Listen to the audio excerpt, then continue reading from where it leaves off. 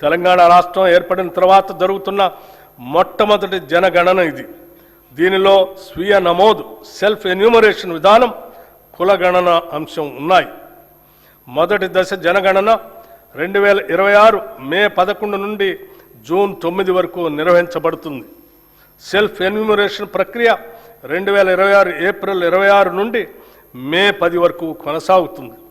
రెండవ దశ దేశవ్యాప్తంగా 2027 ఫిబ్రవరి 9 నుండి ఫిబ్రవరి 28 వరకు నిర్వహిస్తారు. తదుపరి మార్చి 1, 2027 తేదీని రిఫరెన్స్ డేట్గా తీసుకుంటారు. ప్రజల ఆకాంక్షలను దృష్టిలో ఉంచుకొని ఈ ప్రజాప్రభుత్వం అభయహస్తం పేరుతో ప్రజాహిత పథకాలను అమలు పరుస్తుంది.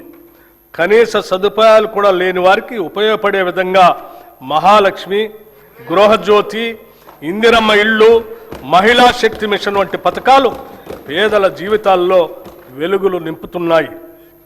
మహాలక్ష్మి పథకం మేము అధికారంలోకి వచ్చిన వెంటనే అమలుపరిచిన మొదటి వాగ్దానం.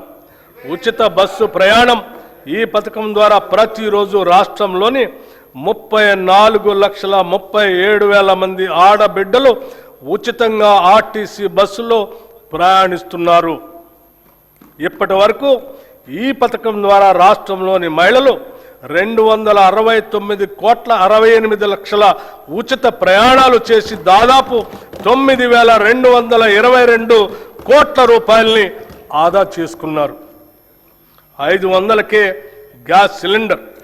వంట గ్యాస్ సిలిండర్ భారం నుంచి మహిళలను ఉపశమనం కల్పించేందుకు 500 రూపాయలకే గ్యాస్ సిలిండర్ను అందించే పథకాన్ని ప్రభుత్వం ప్రారంభించింది. ఈ పథకం కింద రాష్ట్రంలో 42,90,000 కుటుంబాలకి లబ్ధి చేకూరింది. ఈ పథకం ద్వారా సుమారు 752 కోట్ల రూపాయలు మహిళలకు ఆదా అయింది.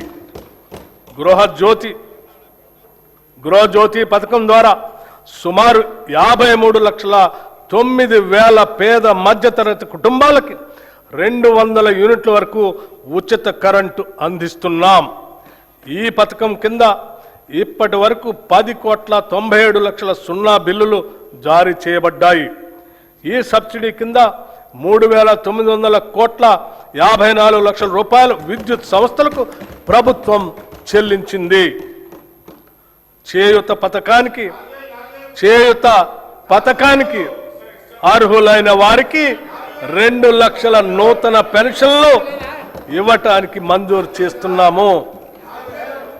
చేయూత పథకానికి అర్హులైన వారికి 2 లక్షల నూతన పెన్షన్లు మంజూరు చేస్తున్నాము. రాష్ట్రంలోని ఐకేపీ సంఘాల్లోని 1 కోటి మంది మహిళలను కోటీశ్వరం చేయాలనేది మా ప్రభుత్వ సంకల్పం. అందుకోసం 5 సంవత్సరాల్లో 1,00,000 కోట్ల రూపాయల మేరకు బ్యాంకు ద్వారా రుణాలను ఇప్పించే ప్రయత్నం చేస్తున్నాం. దీనిలో భాగంగా ఇప్పటికే 57,938 కోట్ల రూపాయల రుణం ఇప్పించడం జరిగింది.